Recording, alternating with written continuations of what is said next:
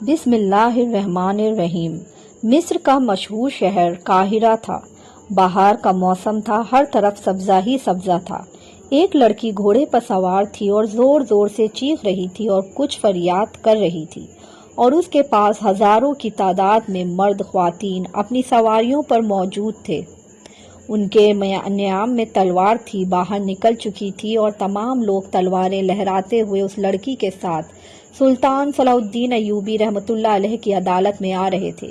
یہ واقعہ بہت دلچسپ ہے، اس وجہ سے تاریخ کے بہت سے مورخین اس کو نقل کرتے ہوئے دکھائی دیتے ہیں، اور اس واقعے کو ایک یورپی مورخ لینپال نے اپنی مشہور کتاب سلطان صلاح الدین ایوبی رحمۃ اللہ علیہ کی بہادری میں بیان کیا تھا۔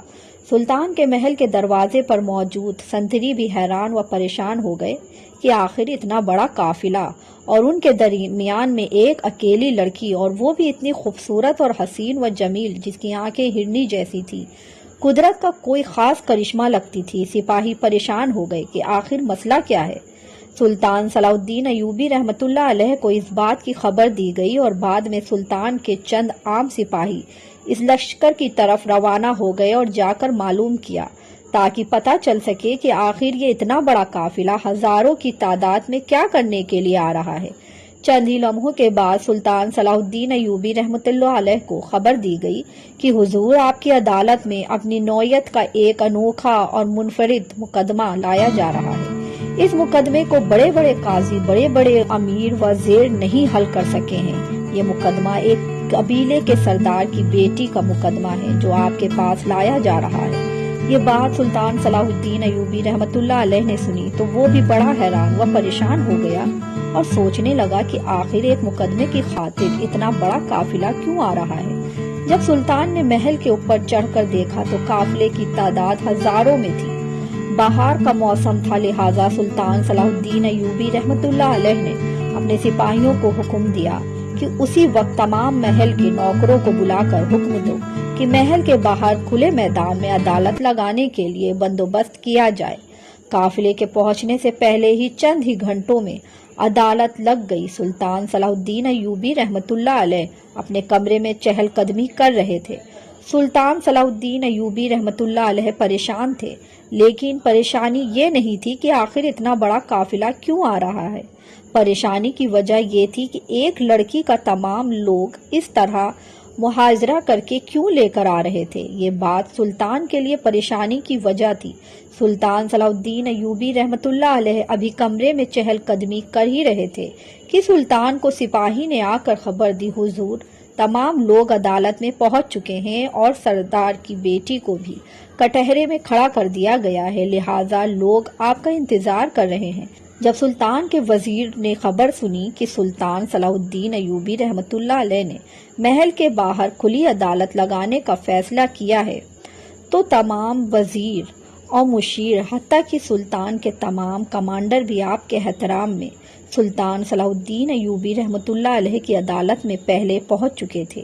جب سلطان صلاح الدین ایوبی رحمۃ اللہ علیہ کھلے میدان میں پہنچے تو سلطان کے لیے خاص نشست بنائی گئی تھی۔ سلطان اس پر تشریف فرما ہوئے۔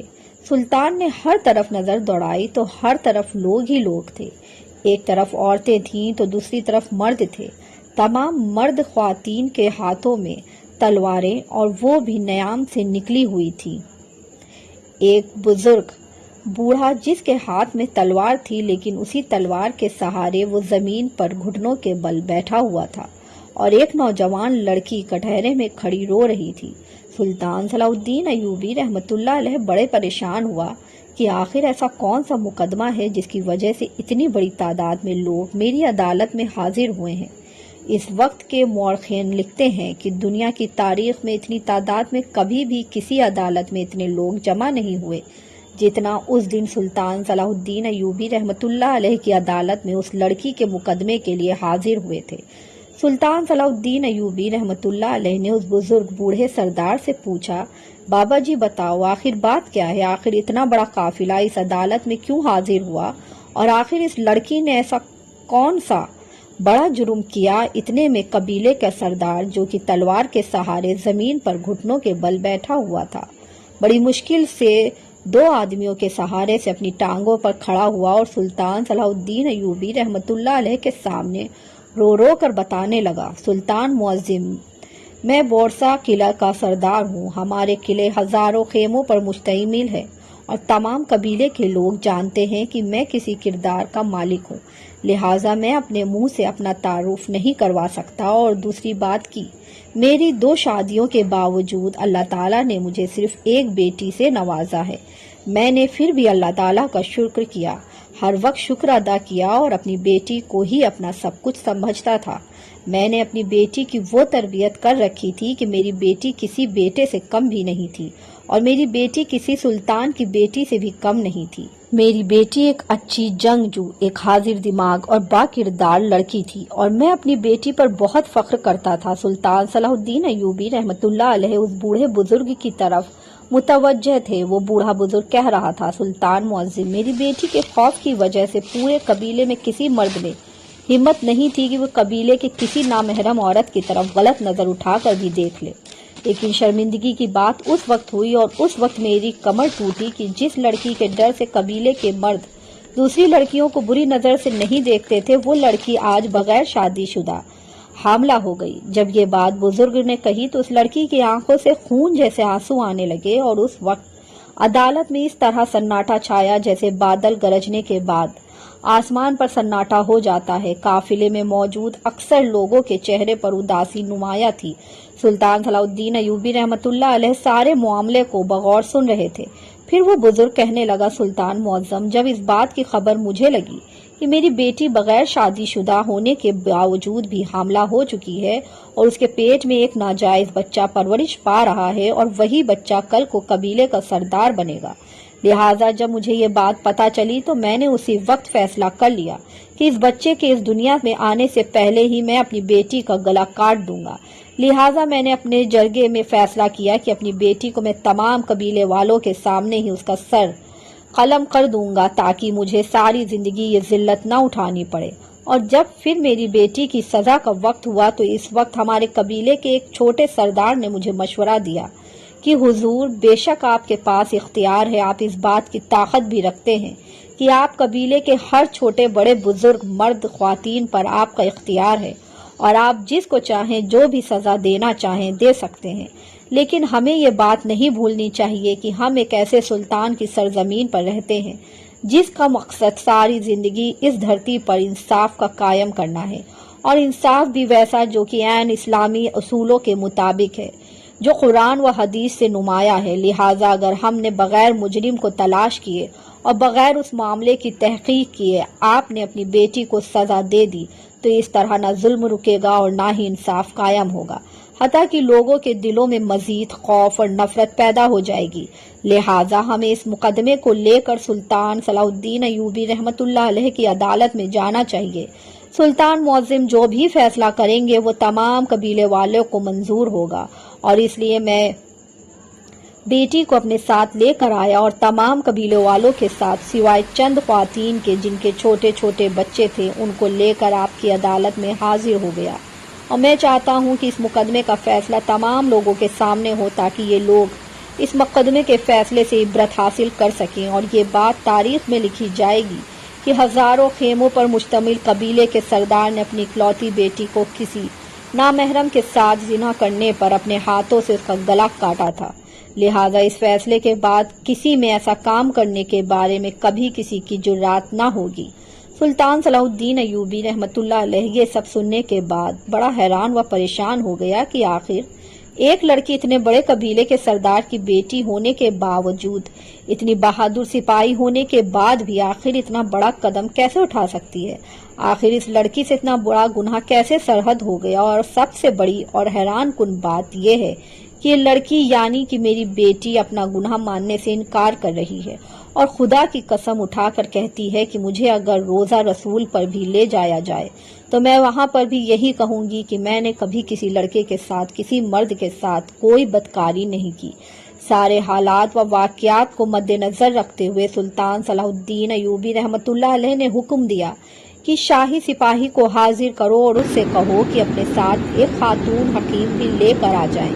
سلطان کے حکم پر سپاہی حکیم ایک خاتون حکیم کو لے کر سلطان کے پاس حاضر ہوا۔ سلطان صلاح الدین ایوبی رحمۃ اللہ علیہ نے خاتون حکیم اپنے پاس بلایا اور کہا، سردار کی بیٹی کو ایک کمرے میں لے جاؤ اور جا کر معاملہ کرو اور اس کے بعد مجھے آ کر خبر دو۔ خاتون حکیم نے بزرگ کی بیٹی کو اپنے ساتھ لیا اور ساتھ والے کمرے میں چلی گئی۔ آدھے گھنٹے کے بعد جب وہ کمرے کے باہر نکلی تو آ کر سلطان صلاح الدین ایوبی رحمۃ اللہ علیہ کو خبر دی، جس خبر نے سلطان صلاح الدین ایوبی رحمۃ اللہ علیہ کے رونگٹے کھڑے کر دیے تھے۔ اس نے صلاح الدین ایوبی رحمۃ اللہ علیہ کو کہا، سلطان معظم، حکیم صاحب کے دیے گئے تجربے اور میری اپنی عقل مندی سے مجھے یہی پتہ چلا ہے کہ یہ لڑکی حاملہ ہے۔ اس کے رحم میں ایک بچہ پرورش پا رہا ہے، لیکن حیرانی کی بات یہ ہے کہ یہ لڑکی ابھی تک پاک دامن ہے اور اس کا پردہ بقارت زائل نہیں ہوا ہے، اور اس بات کی سمجھ مجھے نہیں آ رہی کہ جس لڑکی کا پردہ بقارت زائل نہ ہو وہ حاملہ کیسے ہو سکتی ہے۔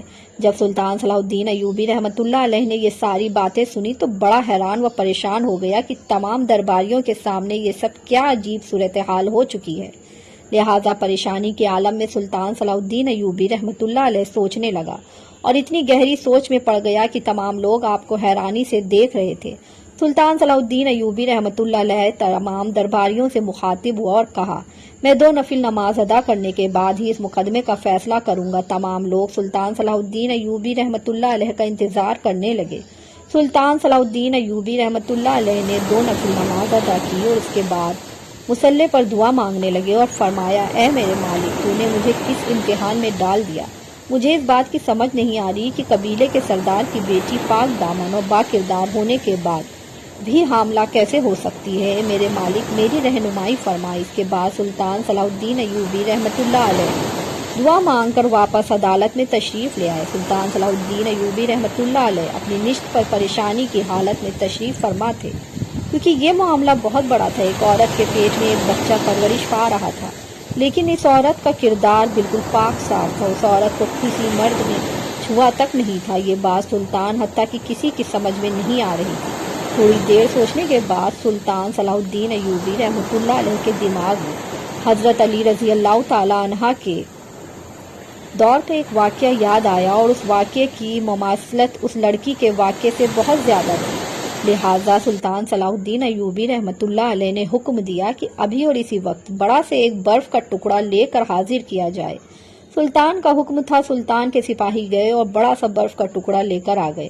اب سلطان صلاح الدین ایوبی رحمۃ اللہ علیہ نے اپنے 2 کنیزوں کو برف کا ٹکڑا دیتے ہوئے کہا کہ اس لڑکی کو ایک کمرے میں لے جاؤ اور اس برف کے ٹکڑے کے اوپر بیٹھا دو اور چند لمحے انتظار کرو، اس کے بعد اگر مجھے خبر دو۔ تمام لوگ بڑے حیران و پریشان تھے کہ آخر سلطان صلاح الدین ایوبی رحمۃ اللہ علیہ کیا کرنے والے ہیں۔ دونوں کنیزیں اس لڑکی کو لے کر اندر چلی گئیں۔ چند لمحوں کے بعد دونوں کنیزیں باہر آئیں تو انہوں نے سلطان صلاح الدین ایوبی رحمۃ اللہ علیہ کو کچھ بتایا۔ اب سلطان صلاح الدین ایوبی رحمۃ اللہ علیہ نے حکم خاتون کو کہا۔ اب سلطان صلاح الدین ایوبی رحمۃ اللہ علیہ نے حکیم خاتون کو کہا کہ دوبارہ اس لڑکی کو کمرے میں لے جاؤ اور جا کر اس کا معاملہ کرو۔ جب وہ لڑکی دوبارہ کمرے کے اندر گئی تو تھوڑی دیر گزرنے کے بعد وہ واپس باہر آئی اور خاتون حکیم نے آ کر سلطان کو بتایا، اور جو حقیقت اس نے سلطان کو بتائی یہ سن کر تو تمام لوگوں کے دل و دماغ سن ہو گئے اور وہ یہ سوچ سوچ کر پریشان ہو گئے کہ آخر کیا ہو رہا ہے۔ اس حکیم خاتون نے بتایا، سلطان معظم، یہ لڑکی جو آپ کے سامنے کھڑی ہے ابھی بھی اس کا دامن پہلے کی طرح پاک ہے اور اب اس کے پیٹ میں بچہ غائب ہو چکا ہے۔ اس کا مطلب یہ ہے کہ اس کے پیٹ میں اب کوئی بھی بچہ پرورش نہیں پا رہا۔ اس وقت سلطان صلاح الدین ایوبی رحمۃ اللہ علیہ مسکرانے لگے اور ان دونوں کنیزوں کو اپنے سامنے بلایا اور کہا، ساری حقیقت ان درباریوں کے سامنے بیان کرو۔ تو انہوں نے کہا، سلطان معظم، جب ہمیں برف کا ٹکڑا دیا تو ہم نے اس برف کے ٹکڑے کے اوپر اس لڑکی کو بیٹھا دیا۔ جب تھوڑی دیر گزری تو اس برف کے ٹکڑے کی ٹھنڈک کی وجہ سے اس لڑکی کے پیٹ میں ایک کیڑا پرورش پا رہا تھا، وہ ٹھنڈ کی وجہ سے باہر آ گیا اور وہی کیڑا ہی اس لڑکی کے پیٹ میں پرورش پا رہا تھا، جس کی وجہ سے اس لڑکی کا پیٹ پھول گیا تھا اور حکیم خاتون نے سمجھا کہ یہ حاملہ ہو چکی ہے۔ یہ سن کر اس بزرگ کی جان میں جان آ گئی اور ایسا لگ رہا تھا کہ وہ بزرگ 17 سالہ نوجوان بن گیا تھا۔ اور پھر سلطان صلاح الدین ایوبی رحمۃ اللہ علیہ نے تمام درباریوں کے سامنے حکم دیا کہ یہ لڑکی بالکل پاک دامن اور پاک باز ہے۔ پھر سلطان صلاح الدین ایوبی رحمۃ اللہ علیہ نے اس بزرگ آدمی سے پوچھا، کبھی تمہاری بیٹی کے ساتھ کوئی ایسا واقعہ پیش آیا کہ یہ پانی میں ڈوبتے ڈوبتے بچی ہو؟ تو اس نے کہا، جی ہاں سلطان معظم، ایک دن میں اپنی بیٹی کے ساتھ دوسرے قبیلے جا رہا تھا۔ راستے میں ہم پر دشمنوں نے حملہ کر دیا۔ گھوڑے آگ کی شعلوں کی وجہ سے ادھر ادھر دوڑنے لگے اور اسی کشمکش میں گھوڑے سے دوڑتے ہوئے میری بیٹی پانی میں گر گئی اور اس کا سر پتھر پر لگا، جس کی وجہ سے میری بیٹی بے ہوش ہو گئی۔ خوش قسمتی سے اس کا سر باہر تھا، لیکن اس کا سارا جسم پانی میں ڈوبا ہوا تھا۔ آدھا دن تلاش کرنے کے بعد ہم نے اپنی بیٹی کو وہاں سے جا کر تلاش کر لیا اور اللہ کی مدد سے میری بیٹی بحفاظت اپنے قبیلے پہنچ گئی۔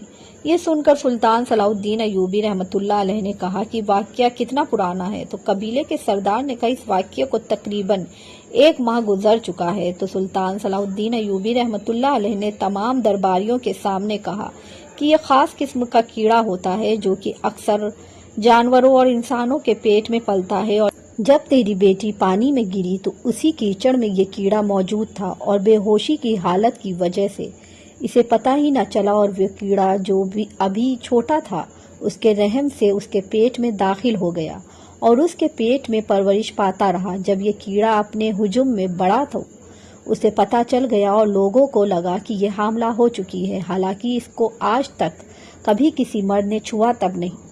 یہ بات جب سلطان صلاح الدین ایوبی رحمۃ اللہ علیہ نے کہی تو تمام لوگ حیران و پریشان ہو گئے، اور پھر تمام لوگ سلطان صلاح الدین ایوبی رحمۃ اللہ علیہ کو دعائیں دینے لگے۔ آپ سے گزارش ہے کہ ہمارے چینل کو لائک، شیئر اور سبسکرائب کیجیے، اور کمنٹ باکس میں ایک دفعہ درود پاک ضرور لکھ کے بھیجیے۔ انشاءاللہ اگلی ویڈیو کے ساتھ جلد ہی حاضر ہوں گے۔ اللہ حافظ۔